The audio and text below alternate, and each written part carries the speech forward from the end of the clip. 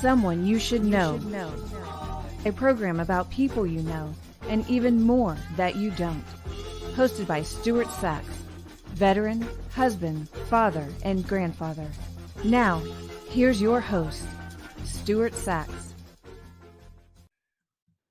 Well, good morning and welcome to another edition of Someone You Should Know. And on the screen is my guest today, Chris Windley from merry old England. And I'm just going to enjoy this show for two reasons, not only because of your brilliance, but because of your accent. So I welcome you. I welcome you for being with us this morning. And I do want to make mention as we get going that we are brought to you in part by Christine Dean, who is our DFW networking diva.com. You can add that.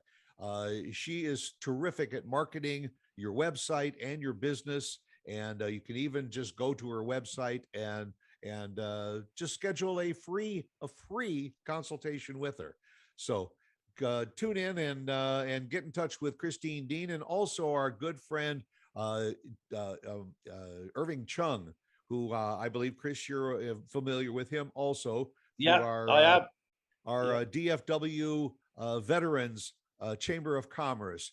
And Irving is a franchise specialist. If you've ever given any thought to getting involved in a franchise of your own, be it full-time, part-time, reach out. You can also have a free consultation with Irving, and he can help you get all the facts and figures that you want. Well, Chris, I can't tell you how thrilled I am. I reached out because you live in a world that some of us only imagine.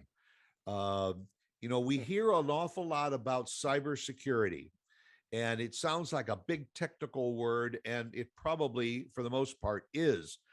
But I guess the first thing I want to throw out to you is does the public in general, worldwide, really understand how important cybersecurity is and what it can do to our lives? Well, the simple answer to that is no, Stuart. Right?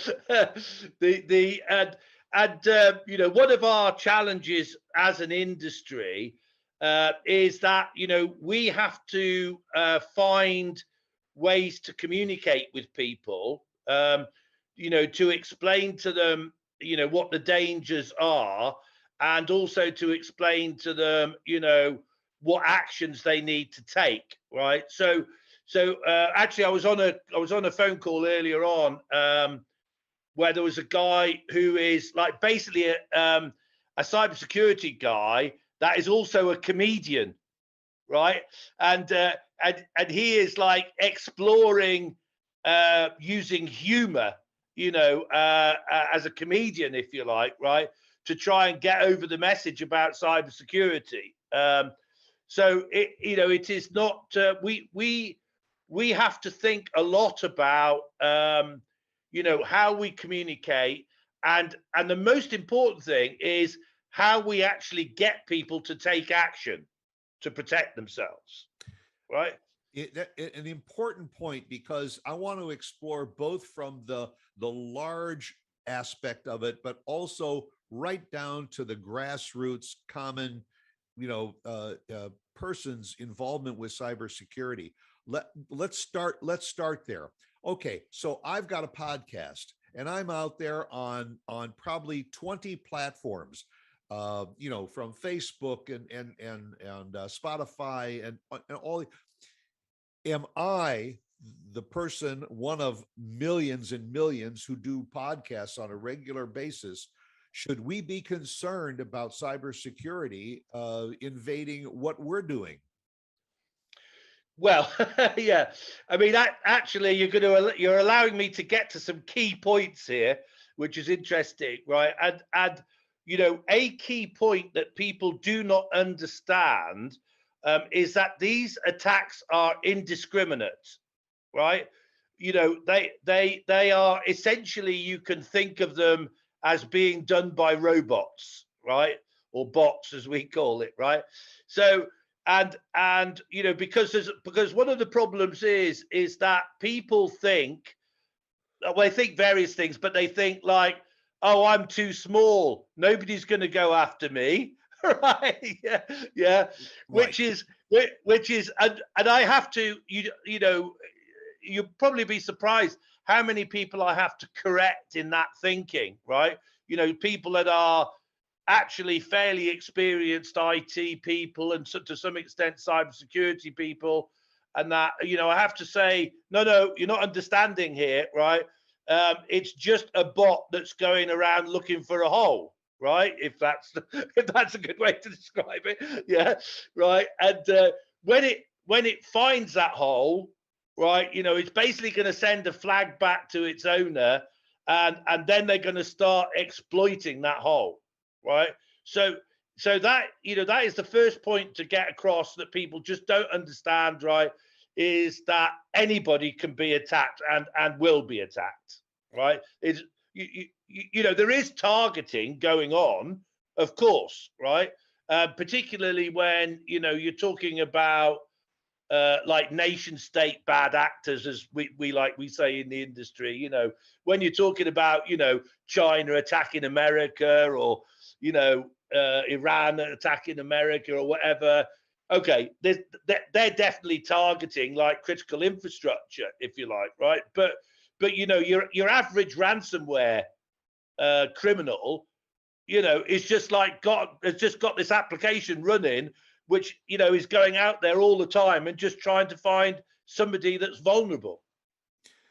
Well, you know, and that's the issue, is because it's not always based on money. You know, it's not that they're just out there to try and get access to your bank accounts in order to drain your bank accounts and all. They're looking for all kinds of information.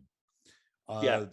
And again, it bothers me as a podcaster to say, whoa, maybe I shouldn't be on as many platforms. But frankly, it doesn't matter whether you're on one or two platforms or you're on 20 platforms, the vulnerability is still there, correct? Well, yeah, I mean, there's probably some statistical thing there, isn't there? You know, like the more platforms you're on, the more likely it is to happen, if you see what I mean, you know. But right. But you know, actually, the key thing, well, again, there are lots of key things, right? But one of the key things that I say, Stuart, is that part of the problem is that people have lost their animal instincts when it comes to this, right? You know, suddenly their brain goes out the window, right? And, you know, the normal animal instincts that you would have when you meet people and that, you know, where you would, you know, you'd perform some sort of checking of that person before you got into a relationship with them, right?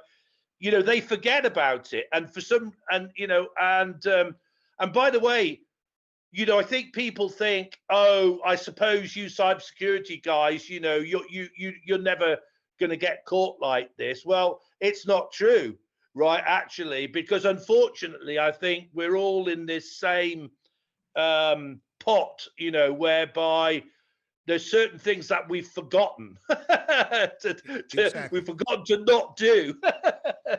Well, you know, there's good guys and bad guys, and the good guys try to find ways to do it. The bad guys try to find ways to undo it. It Yes. kind of reminds me, going back about 30 years or so, when everybody went out and bought a radar detector to put on the dashboard of their car. That they would plug in, and it would beep when there was a policeman around the corner that might have the radar on, so that you could speed. But if your radar detector went off, then you would slow down, okay, to avoid getting caught by well, then all of a sudden the bad guys figured out a way to get past that beep that you're getting.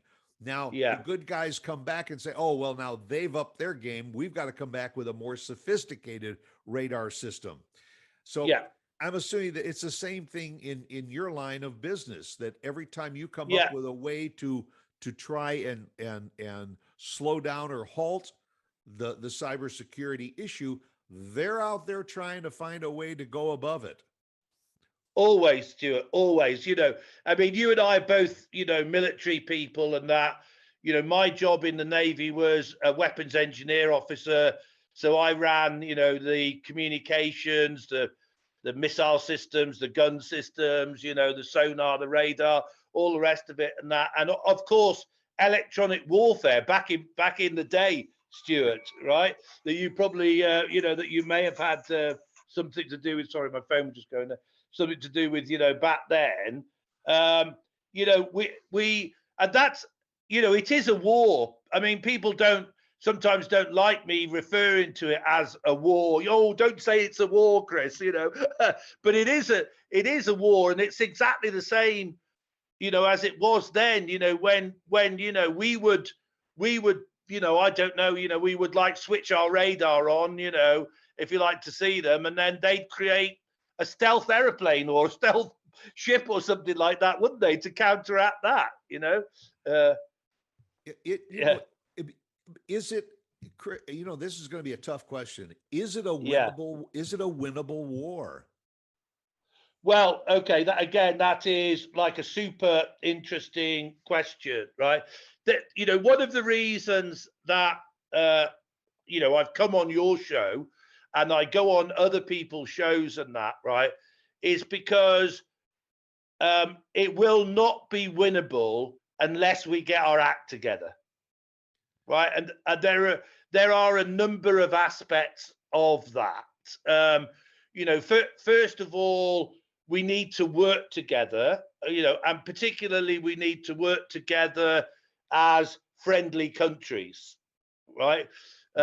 So obviously, I don't know whether you know about it, but you've got the alliance that's called the Five Eyes, which is basically an alliance of the UK, the US, Canada, etc.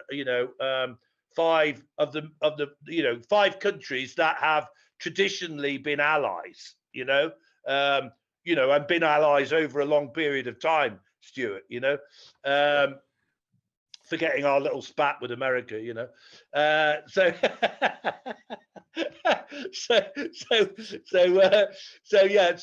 that that is a key thing, and something. That there's a lot to this, but just to sort of like jump into it, there's, one of the things that we really need is that we sort of need a NASA or a tsunami like warning center for cyber, if you see what I mean, right? So we need like, we need like a central, because we each have, I spent time here in the UK in what we call GCHQ, the Government Communications Headquarters, right, which is similar to Fort Meade in the USA. Yeah. Okay. So obviously, basically each country has an equivalent to GCHQ or Fort Meade, right, which is there, and it's monitoring all the communications, if you like, basically in and out of that country and around the world, right?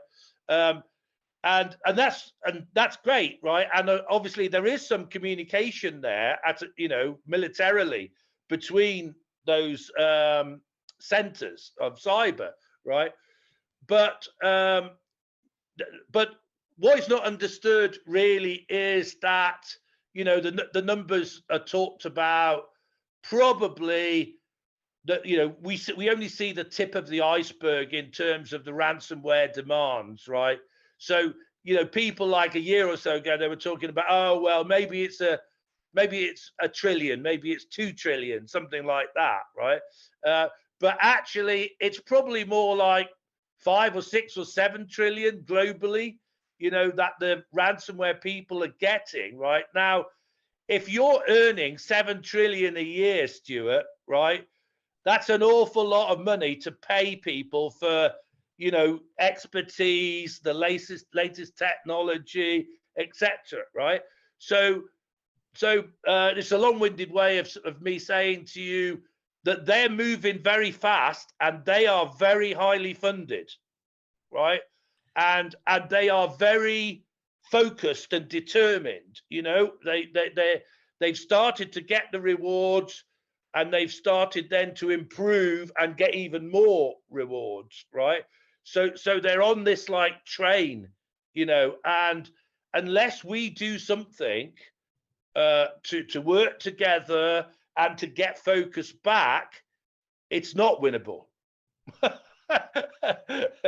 And and because we sit down and we watch the news, and all of a sudden they say that this entire banking system or this entire corporation or whatever, and all of their records have been hacked into, and they don't know when they're going to be able to straighten it all out.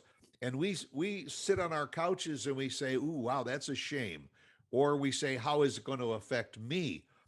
But this is at a global level, and we seem to be blind to the fact that not enough is being done about this, because as we move forward in the future, it probably is going to get worse before it gets better. Is that a fair statement? Stuart, are you able to give me just 1 minute at all? Are you able to do a pause or something? Sure. Well, I'll tell you what I'll do is I'll talk a little bit more about my sponsors. I'll put them up on the screen. You do that. Give me 2 seconds. I'll be back. Yeah. Okay, I can do that. And so what I will do is I will tell you again about Christine Dean, who is a networking diva. A little bit personal about Christine. Christine helped me develop my website, stuartsax.com. I hope you'll visit it to see some of our shows that are archived.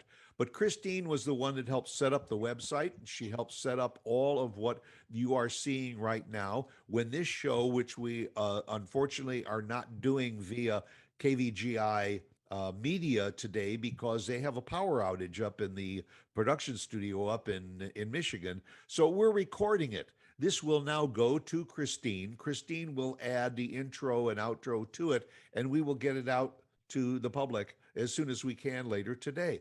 That's what she does. And it's good to have somebody like that in your back pocket, because if you're running a business and you're trying to promote your business and build your business, you need somebody like Christine Dean to help you formulate your marketing plans, increase your marketing plans.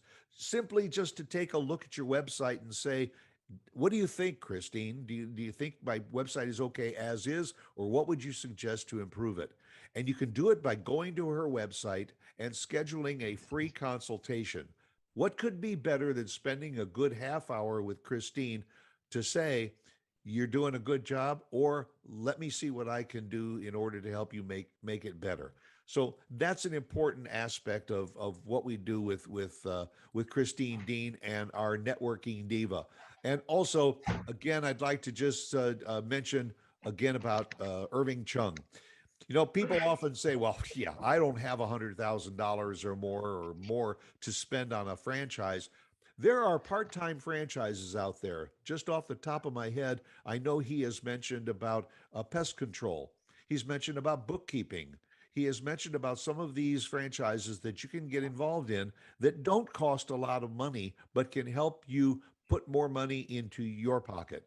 So again, free consultation, reach out to Irving Chung, and maybe he can help you get into the franchise business. He is also a franchisee himself. Talk to him about it. Well, got you back. Yeah, yeah. I'm a bit home alone in that, and the supermarket delivery arrived at the door, but I've organised it.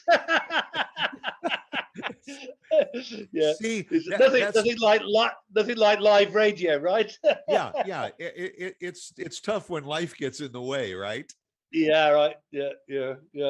So we as internet users often hear the word phishing, and all. Explain from a technical standpoint, what is phishing, and what can we as individual account holders do in order to try and prevent it? Well, I mean, phishing is, right, obviously the clue's in the name, right? And phishing is literally the cyber criminals dangling a hook in front of us, right? And like going, hey, here's a hook, right, with a bit of bait on it, right? If you would like to bite on this hook, right, yeah, then I'm going to reel you in, right? And that is literally what happens. And the way that bait is delivered, right, varies, right?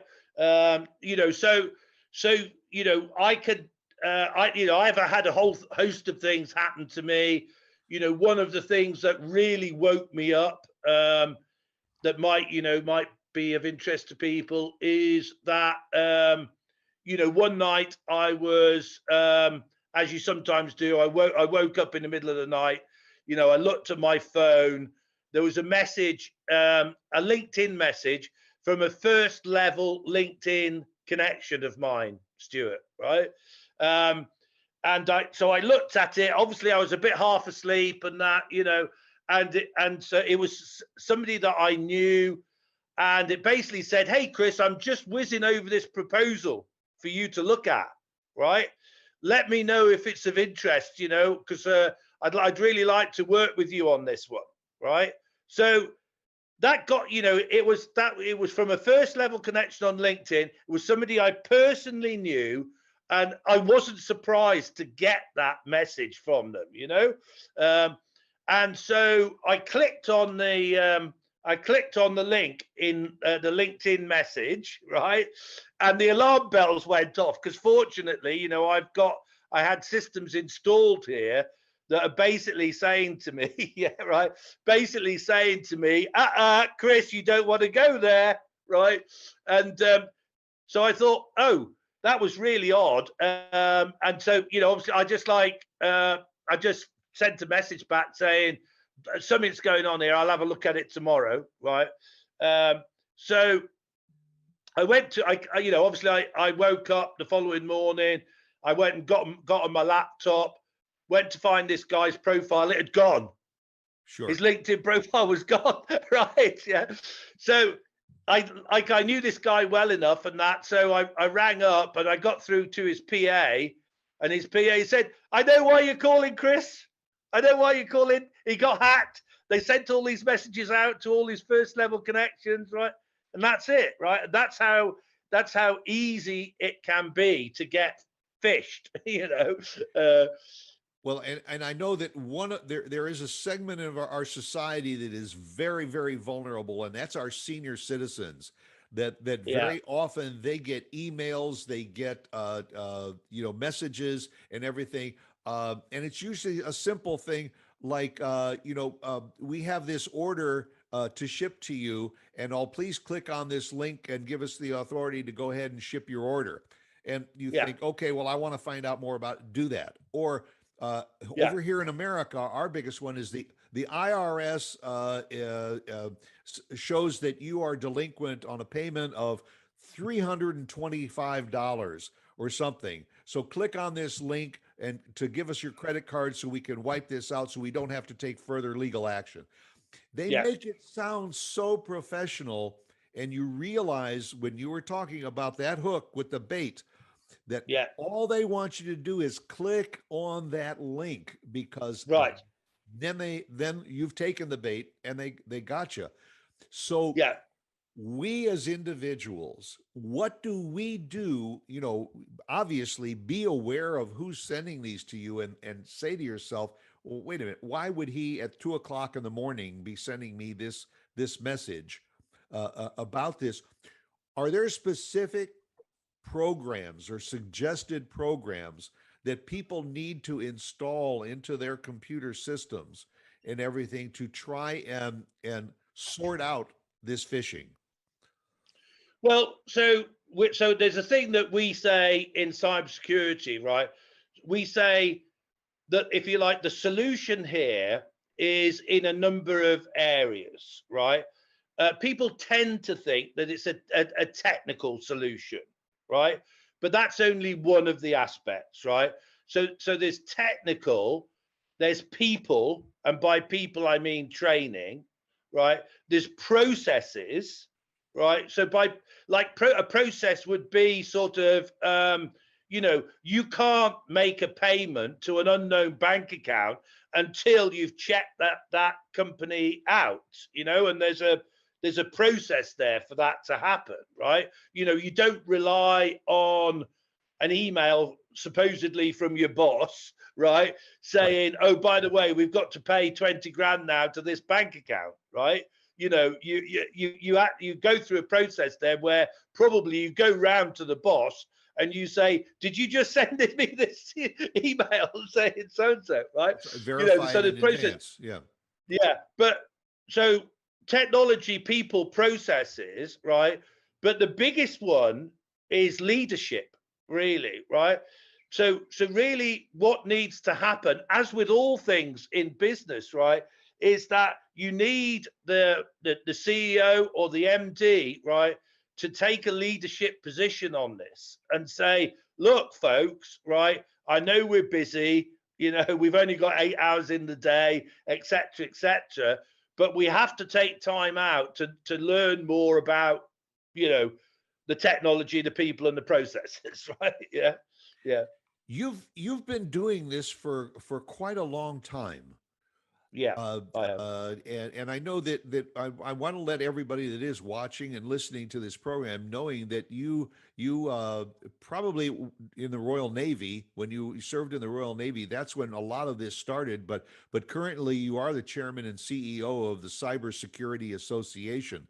And that's only one title that you hold. I went through some information, and you are involved in so many cyber associations and all.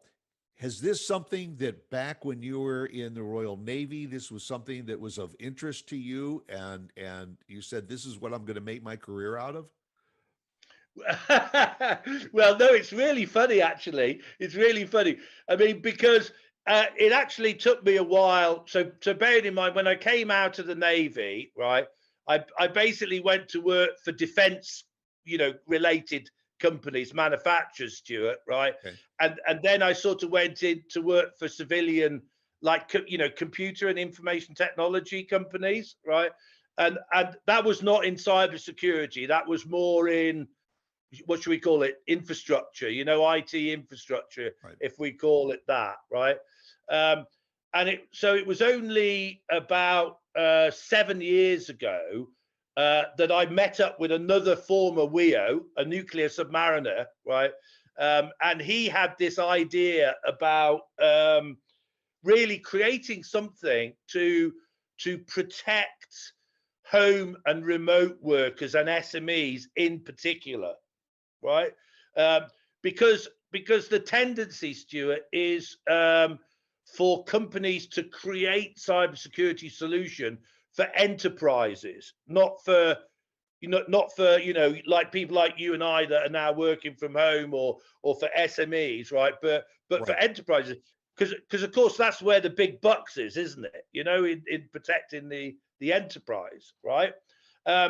However, I'm going to go off at a tangent here, right? But It's okay. so let me. No, the answer to your question is right. Is that basically it was only in when I got into cybersecurity again, and I went into what we call here the GCHQ NCSC Cyber Accelerator, and it felt like so natural, and I was like, why is this so natural? And I went, well, of course. It is just like it is fighting a war, and it is electronic countermeasures. That's what it is, it's electronic warfare and electronic countermeasures, right? And but of course, then we weren't doing it over IP networks. We were doing it over radio waves, probably, But it did have this thing where I went, having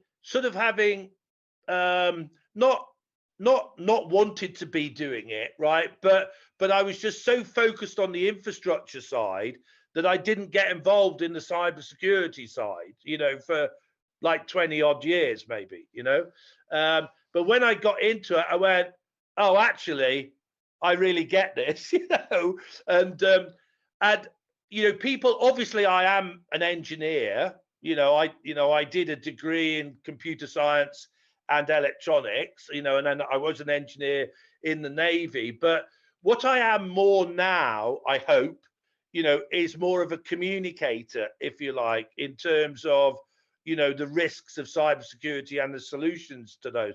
That's what I aim to be now. And, if like somebody was to come to me and say, oh gosh, Chris, I've been hacked, can you help me out?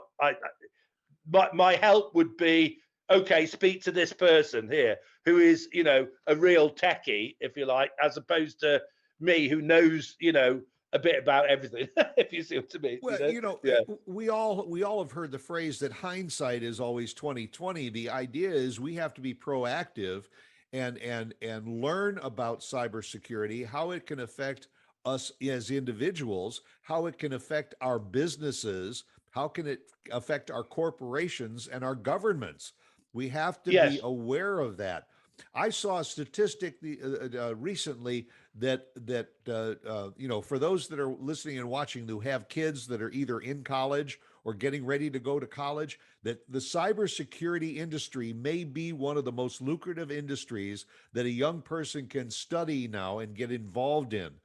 Number two, Yeah. I think, was nursing, but number one Yeah. was cybersecurity. It's here. Yeah. It's huge, and they Yeah. need people to study it and be involved in it. Because as Yeah. you said, it's a global issue. It's not just a country by country issue. It is a global issue. Yeah, and that's one of the things that I've really got my teeth into, Stuart. Right? Well, actually, you know, because let's just say this, right? That you know, this wouldn't really be known, I don't think, by many people, right? But you can actually turn around the economy of a country very rapidly by focusing on cybersecurity, right? Let me give you two examples of that, which you may or may not know, right? So the first example that is fairly well known in the world is Israel, right? Israel is regarded as probably number 2 or number 3 in the world in cybersecurity, right? How did that happen, Stuart? Well, it's really actually easy how it happened, right? It's because they start to educate young people in Israel about IT and cybersecurity fairly early on, right?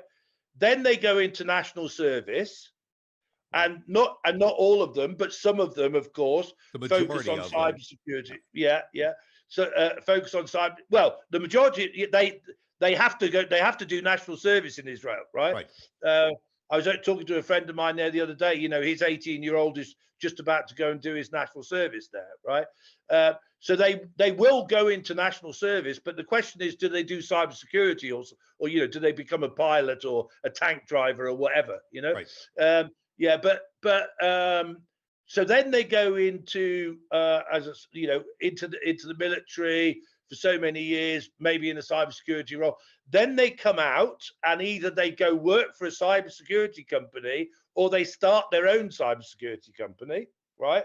And they have turned, you know, they have turned around or increased the Israeli economy, you know, certainly within the space of 10 years, certainly within the space of 10 years, right?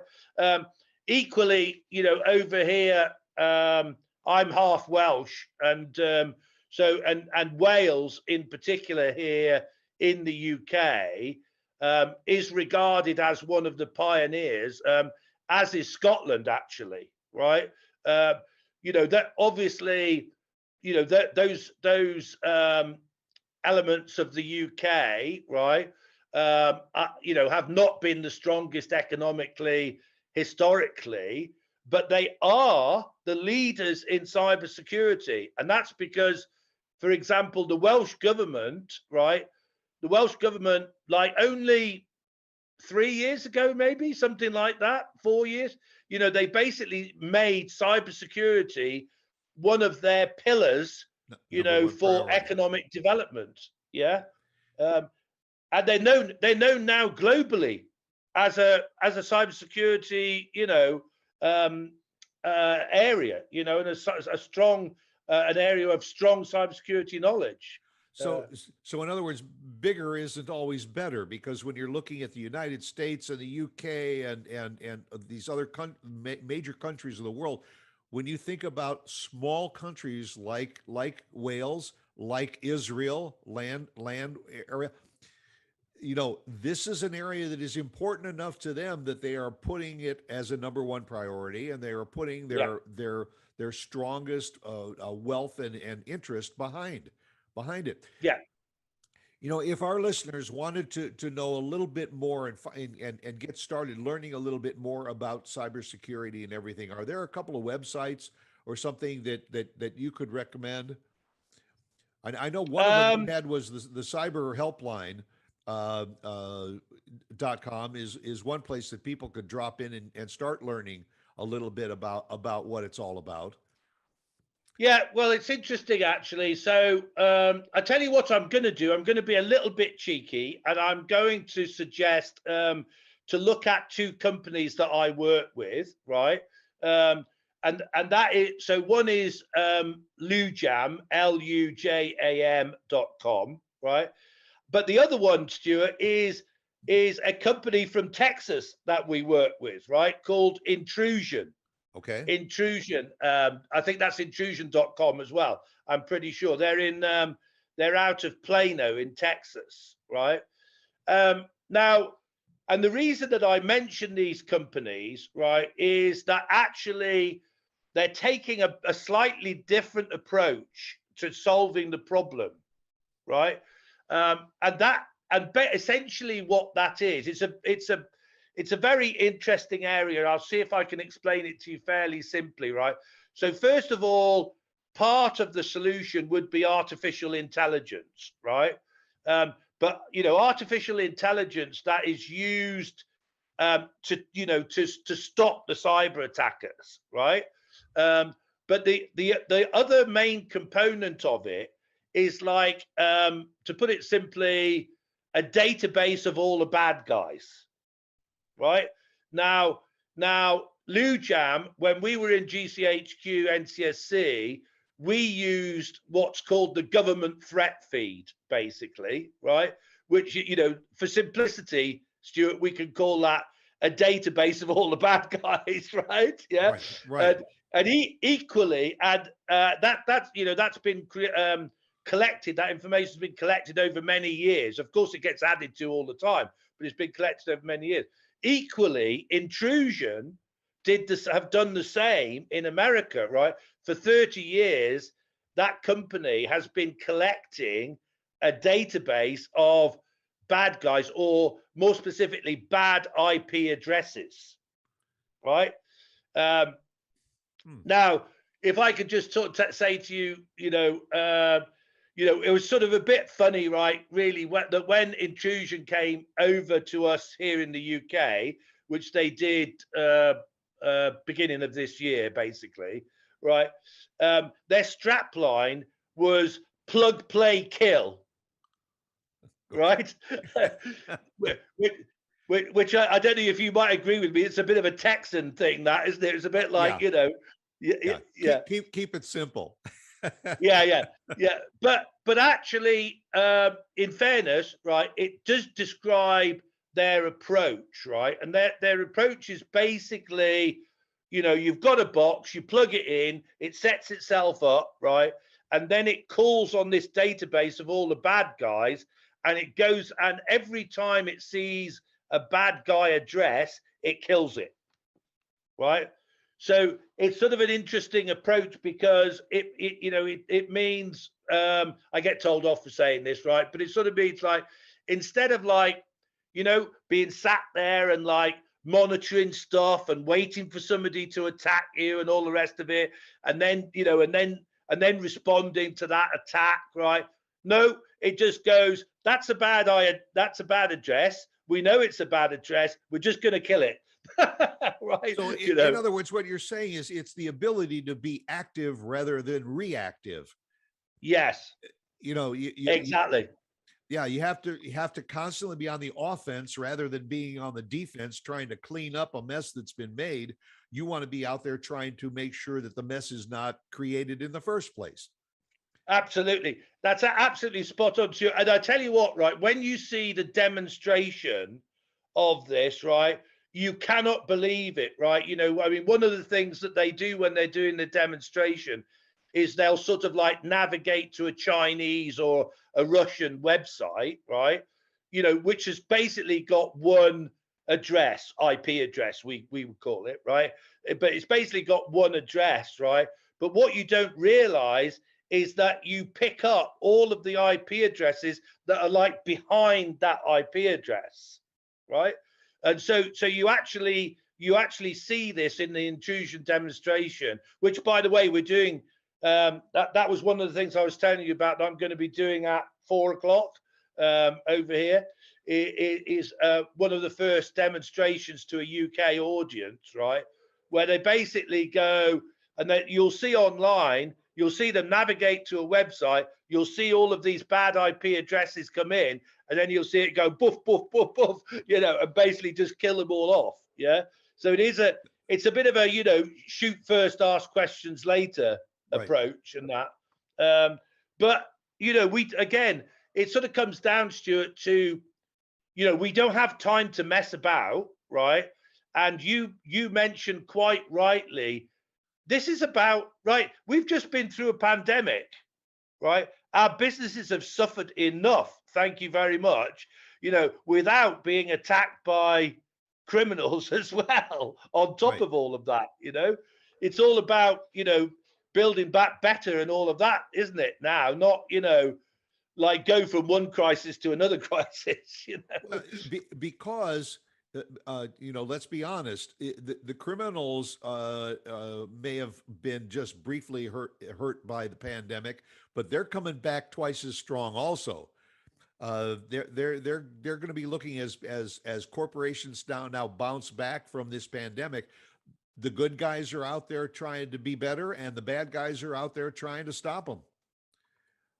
I mean, it's Stuart, it's worse, really, right? Because during the pandemic, right, they've had a field day, right? Because, you know, if you imagine this, you know, we would say over here, we would say that one of the things that we would talk about is that there are, say, 6 million small, medium-sized businesses in the UK, right? During the pandemic, that became 25 million people working from home, right? Now, on computers, right? Now, so we know that, the hackers know that, right? In fact, you know, and the scary thing is, Stuart, right, we're all pretty well the same, because we've all got an internet connection, we've all got a router on that internet connection, we've all got laptops and computers that connect to that router, right? Do you know what? It is like not rocket science, right? And the other, you know, the other problem is, like, if you go to most people's routers, right, they'll still have the default password in them. Right. The hackers know that, right? So you mentioned two websites. It was Lujam, LUJAM .com, and then intrusion.com. So yeah, those would be two that we would suggest you check out, because again, as we said at the top of the show, if you're uneducated about that, you may be setting yourself up as being a victim. So you have to know what's out there, and you have to know what's available to try and prevent it. And what we said earlier too, about if you see something, an email, a message that comes up looks a little risky, consider it risky and don't open it. You know, I have something on my computer that will come up, and it will say spam risk.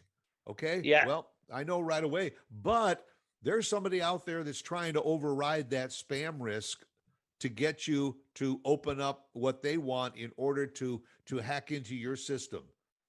Yeah. I mean, you know, I have like simple rules, right, which are very annoying for some people, right? I literally I do not click on any links in social media messages, none, right? Even though I have systems installed, right, that are going to flag up, you know, if I happen to navigate to a bad link, right, I still don't click on them. That's just my rule now. And actually, Stuart, it's been my rule since that story I told you about the LinkedIn thing, right? I just don't click on links anymore, right? And you have to set yourself rules like that, but mostly, you know, you have to like get those instincts back, you know, that, hang on a minute, we had if I've got time for this, we were doing earlier in the year, we were doing a TV documentary over here, right? And the producer of the documentary, we rarely saw him. You know what I mean? He would not be on, like, we saw the rest of the TV crew, right? But we would rarely see the producer or hear from him, right? And then on one weekend, we get like a call from this producer saying, hey, I need to speak to you guys straight away. And we go, okay, what, it's a bit strange, but anyway, right, fine, So we get on a call with him. Well, it turns out, right, that he nearly got hacked.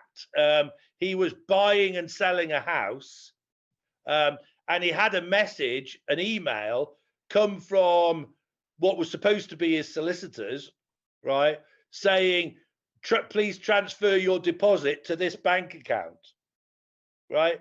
Now, he said to us, Stuart, he said, I would have done it. It was only the fact that I've been listening to you guys.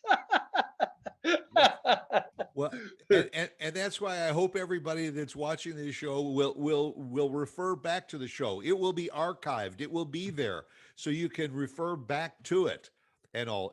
And also, I think it's fair to say that people can reach out to me, to you, if you want more information.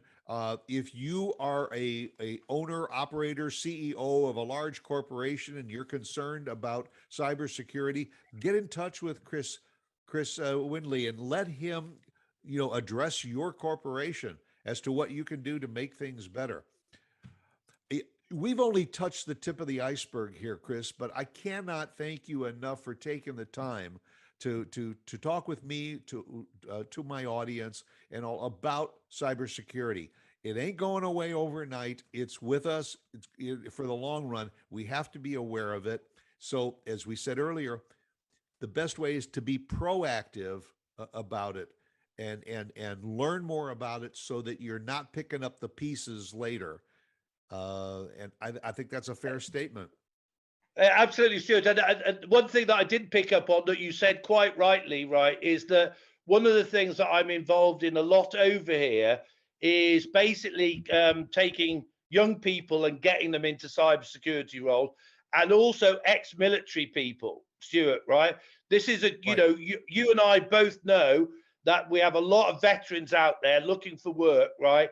Not all of them are suited to the cybersecurity role, but a lot of them have exactly the right mindset for this, right? And over here in the UK, we've created, Stuart, some programs that within 16 to 24 weeks can take a non-technical, non-cyber educated person, right, and put them into an actual cyber job within 16 to 24 weeks. I know there are programs like that in the US as well, so. Good point. Well, Chris, thank you very, very much for taking the time to be with me. All the best to you, and I look forward to talking to you again. And all the best, my friend. Thank you, Stuart. I really appreciate the time and hopefully we'll speak again soon. Take care. Bye.